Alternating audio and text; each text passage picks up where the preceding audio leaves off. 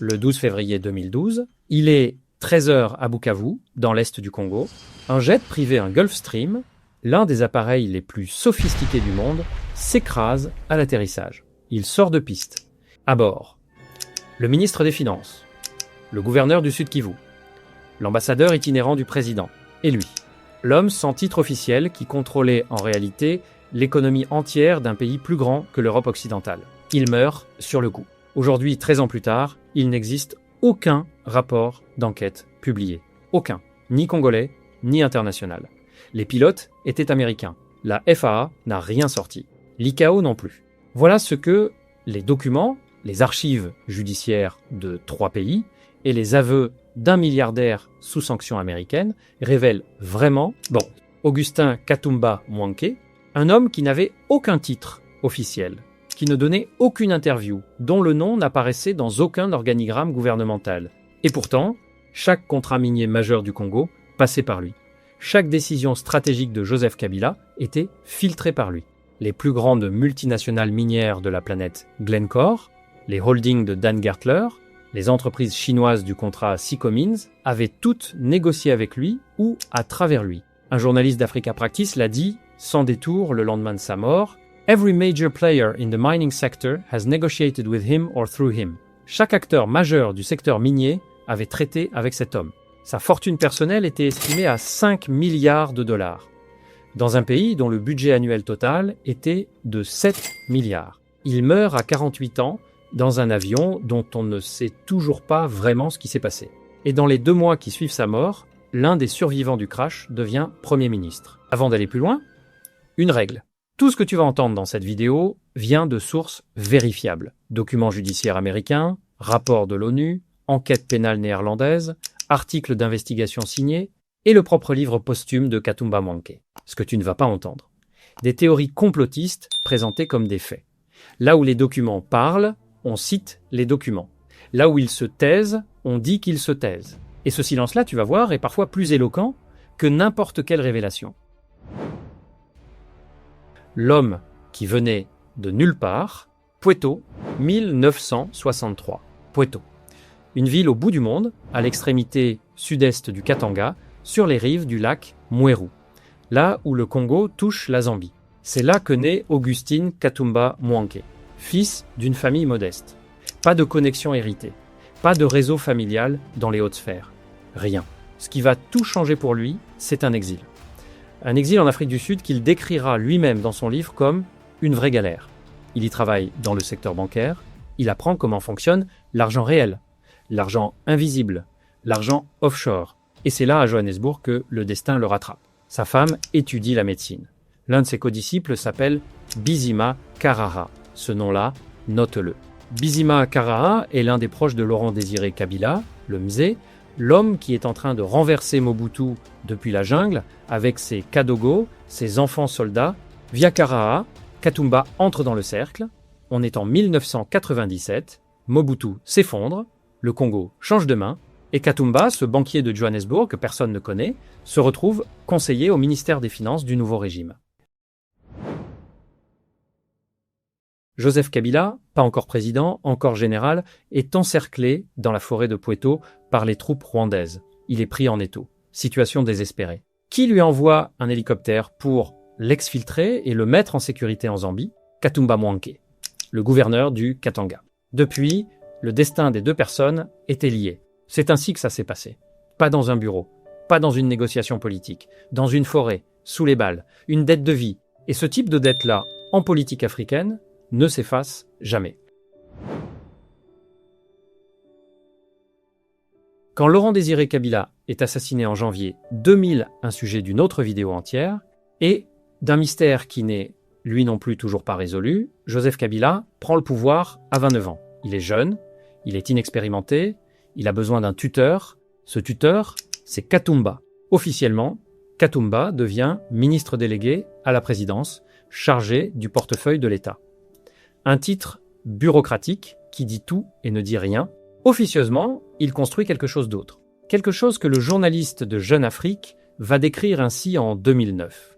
Katumba a tissé autour du chef de l'État un réseau d'hommes d'affaires efficaces. Quand une décision doit être prise, il les sollicite directement et évite les lourdeurs de l'administration des ministères. Traduction, il dirigeait un gouvernement parallèle, invisible, efficace, non élu, non nommé, non contrôlé, et les résultats étaient là pour lui. Le rapport de l'ONU, 2002. Octobre 2002. Un groupe d'experts des Nations Unies publie un rapport sur le pillage des ressources naturelles du Congo. Page après page, les experts documentent comment les richesses du sous-sol congolais, le cuivre, le cobalt, les diamants, l'or, partent à l'étranger via des réseaux d'élite bien organisés. Et là, dans la liste des personnes recommandées pour sanctions internationales, gel des avoirs, interdiction de voyage, apparaît un nom. Augustin Katumba Mwanké, ministre de la Présidence. Le rapport le décrit comme membre d'un réseau d'élite congolais et zimbabwéen, ayant des intérêts politiques, militaires et commerciaux, cherchant à garder la mainmise sur les principales ressources naturelles. Résultat concret ? Joseph Kabila le suspend officiellement. Résultat réel ? Rien. La suspension est purement formelle. Katumba reste dans le cercle intime. Les sanctions internationales recommandées ne sont jamais appliquées. Et il continue. Voilà comment ça marche. Il faut qu'on parle de Dan Gertler. Parce que pour comprendre Katumba Mwanké, tu dois comprendre qui est cet homme. Dan Gertler.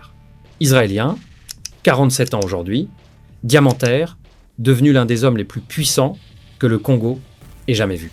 Il débarque au Congo à la fin des années 1990 comme simple négociant en diamants.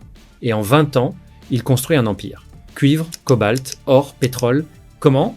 En devenant le passage obligé entre les multinationales étrangères et le régime de Kabila.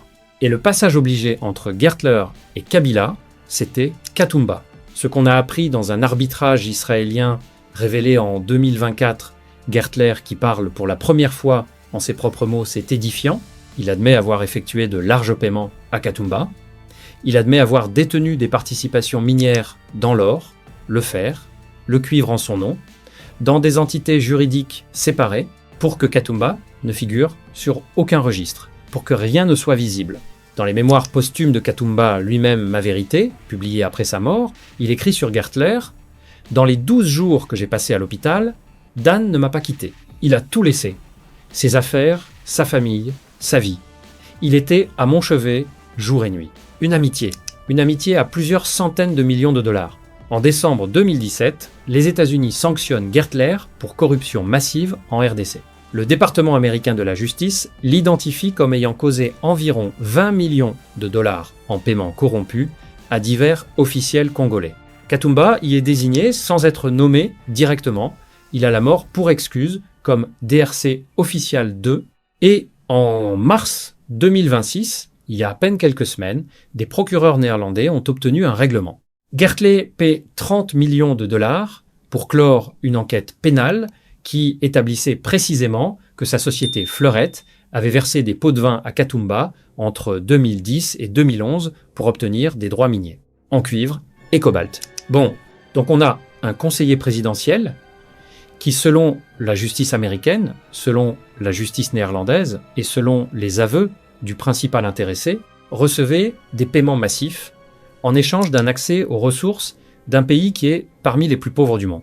Un pays dont les enfants mouraient à l'hôpital faute de médicaments, pendant que les commissions partaient en Suisse, aux Pays-Bas, dans les îles offshore. Le contrat du siècle, entre 2007 et 2008, Katumba Mwanké négocie ce qu'il appelle lui-même dans son livre Le contrat du siècle, l'accord Sicomins, une joint-venture entre la société minière d'État congolaise Gécamine et un consortium d'entreprises chinoises. Des milliards d'investissements en échange de droits miniers sur le cuivre et le cobalt du Katanga.